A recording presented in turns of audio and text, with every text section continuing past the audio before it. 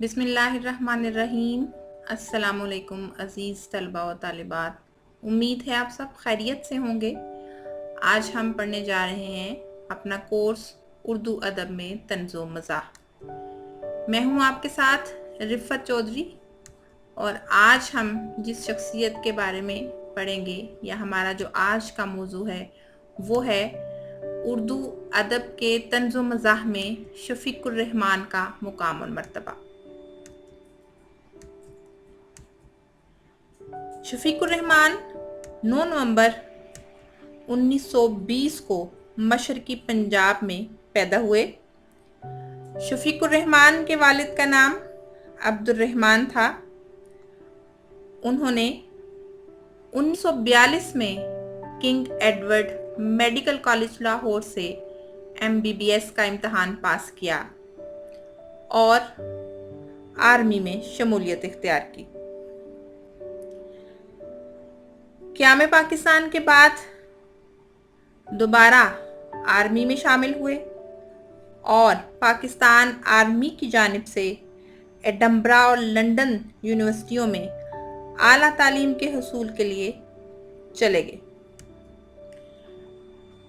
क़याम पाकिस्तान के बाद ही शफ़ीकुर रहमान बर्री फ़ौज से बहरी फ़ौज में मुंतकिल हो गए और 1979 में बतौर डायरेक्टर मेडिकल सर्विसेज रिटायर हुए।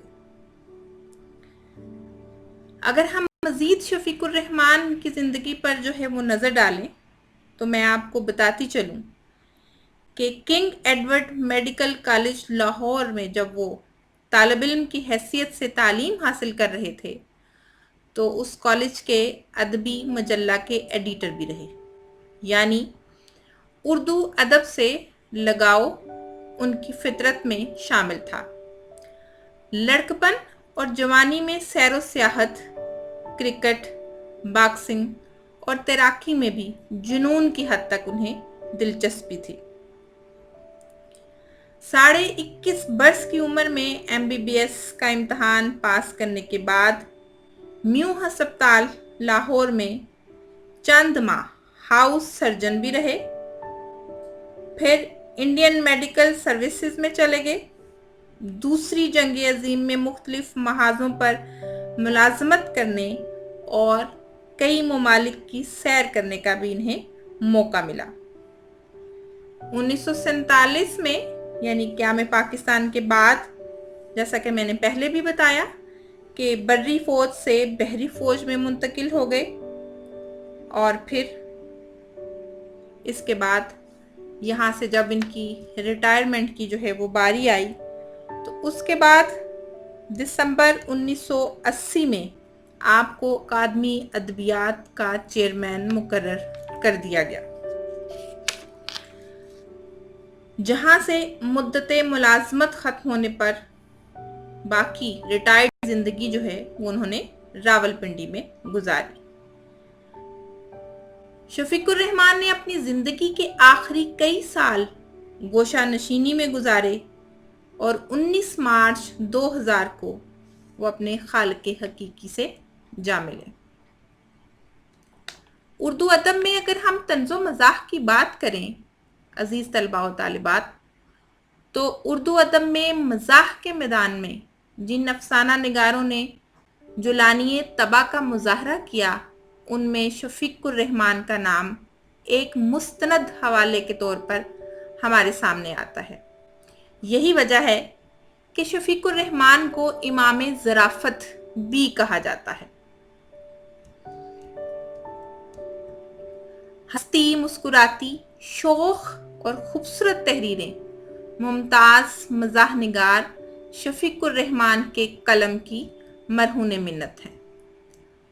उनकी मज़ाहिया तसानीफ़ में किरनें, शगुफ़े, लहरें, मद्दो जज़र, परवाज़, पछतावे, हमाकतें, मज़ीद हमाकतें शामिल हैं।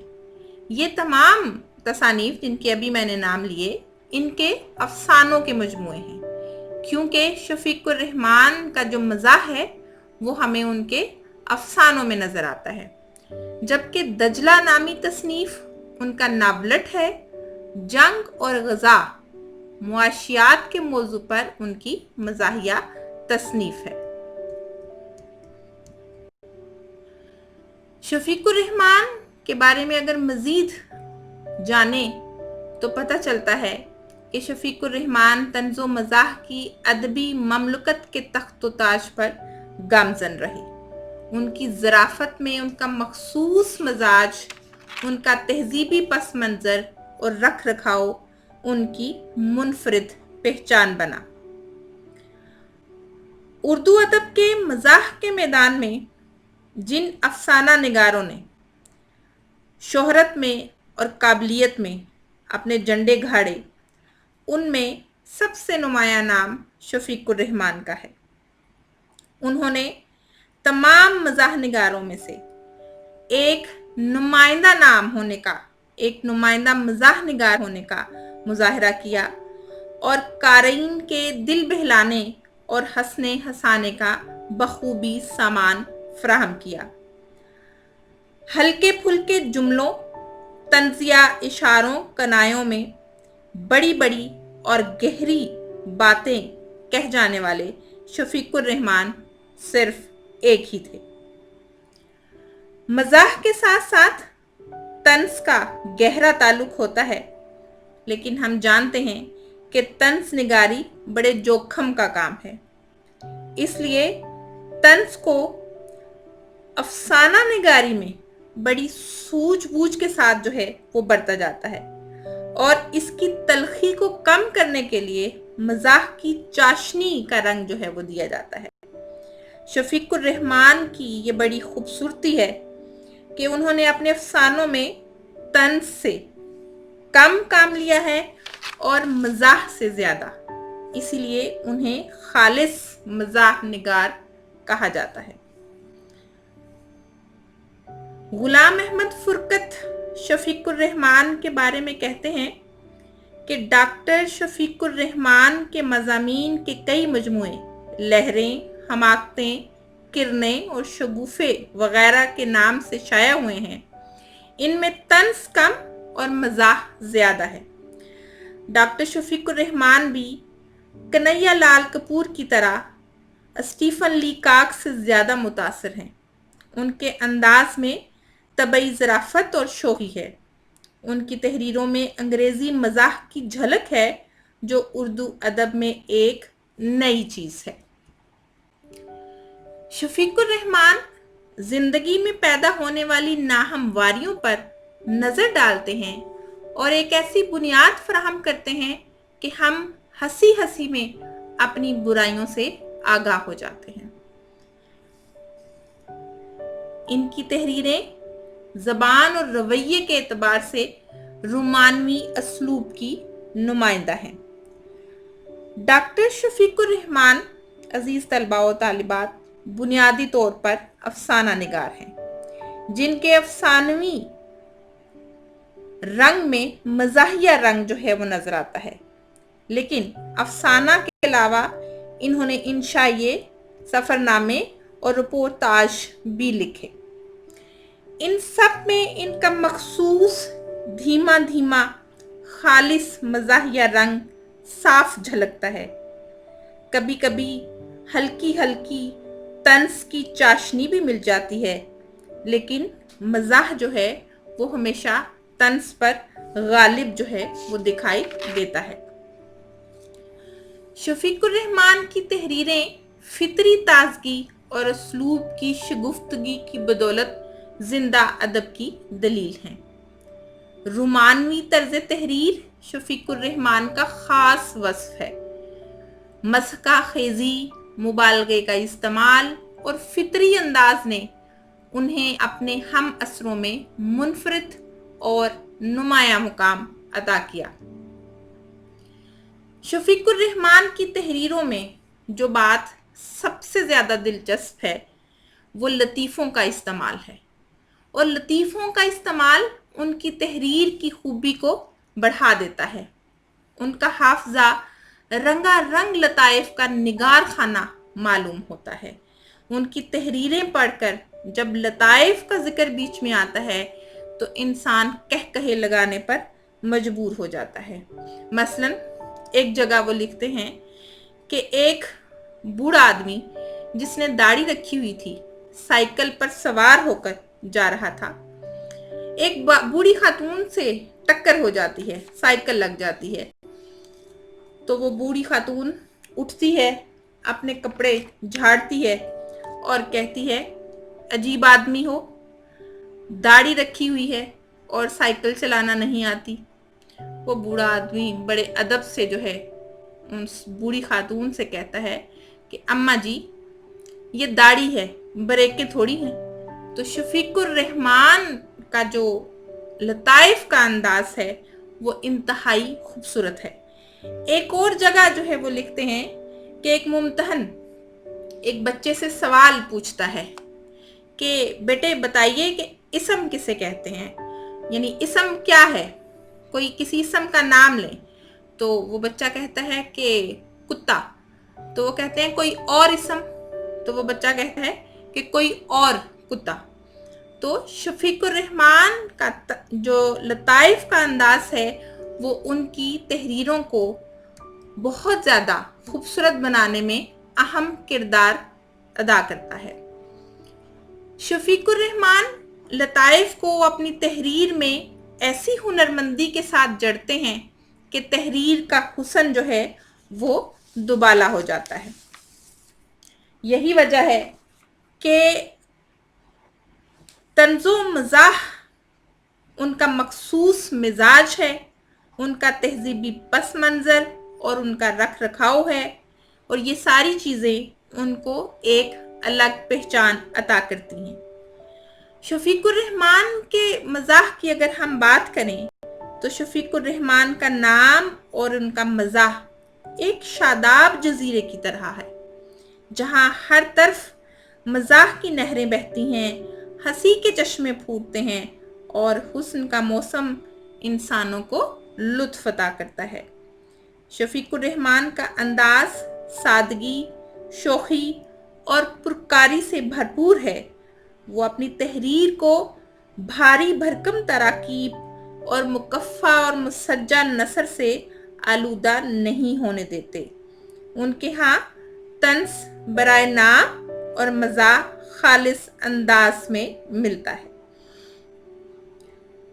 शफीकुर रहमान की जो सबसे नुमायां और खूबसूरत बात है वो ये है कि वो ज़िंदगी में पैदा होने वाली नाहमवारियों पर नज़र डालते हैं और हंसी हंसी में हमें मुआशरे की तमाम बुराइयों से आगाह कर जाते हैं। उर्दू अदब में लताइफ के ज़रिए मज़ाह पैदा करने की काविश शफीकुर रहमान से पहले किसी ने नहीं की।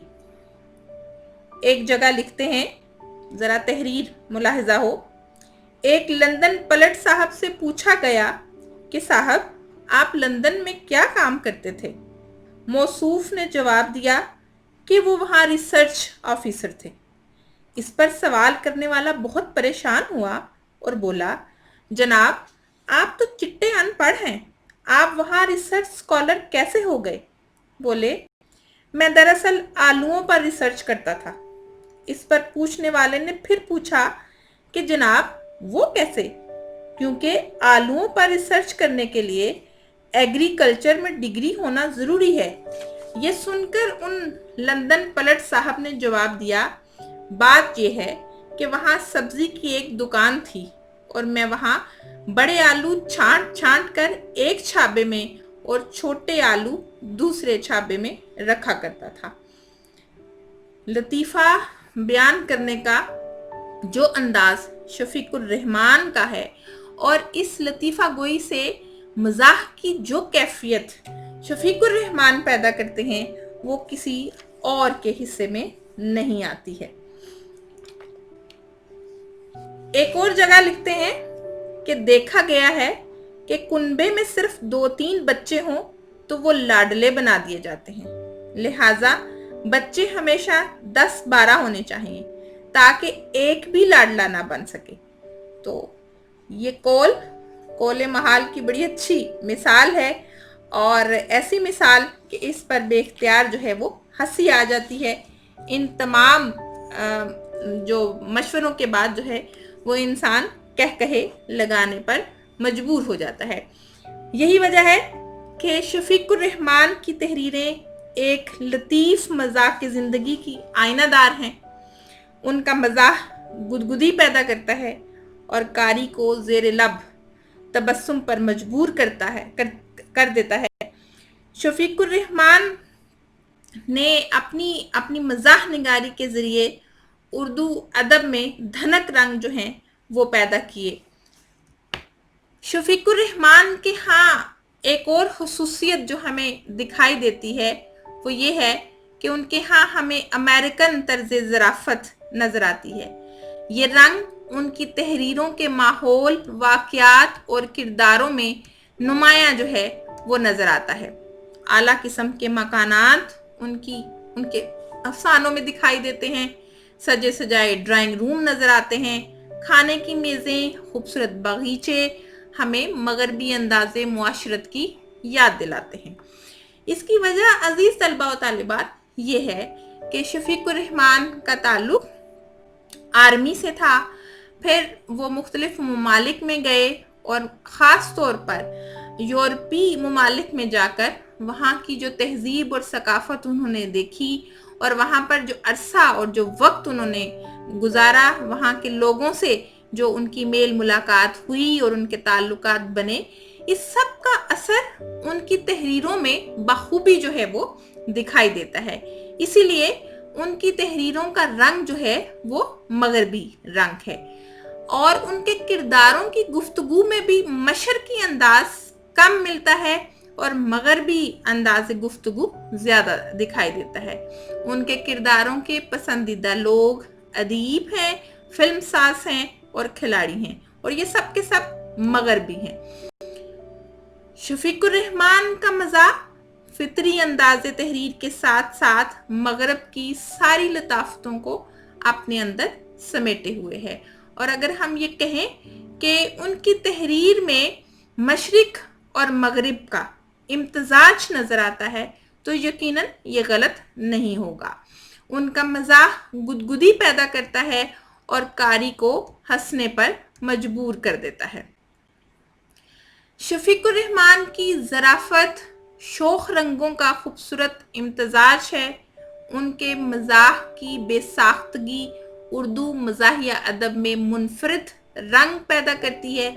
وہ چھوٹی چھوٹی اور باریک سے باریک بات میں بھی مزاح کا پہلو نکال لیتے ہیں۔ شفیق الرحمان کا مزاح الفاظ اور واقعات دونوں سے تعمیر ہوتا ہے۔ وہ الفاظ کے الٹ پھیر اور محاوروں کا روپ بگاڑ کر مزاح پیدا کرتے ہیں۔ شفیق الرحمان کے مزاح کی ایک اور خصوصیت یہ ہے کہ وہ ذو معنی الفاظ اور رعایت لفظی سے مزاحیہ ادب میں جان ڈال دیتے ہیں۔ شفیق الرحمان کی تحریر عامیانہ پن سے صاف ہوتی ہے، کسی قسم کی فحش نگاری ان کے ہاں دکھائی نہیں دیتی ہے۔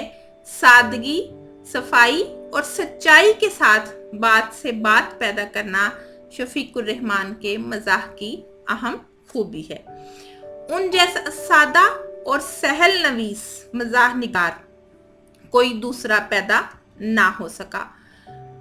شفیق الرحمان کے ہاں اگر ہم آگے بڑھیں، ان کے کرداروں پر جو ہے وہ غور کریں جو ان کے افسانوں میں ہمیں نظر آتے ہیں، تو ان کے ہاں کرداری مزاح نگاری کی بھی خوبصورت مثالیں ملتی ہیں۔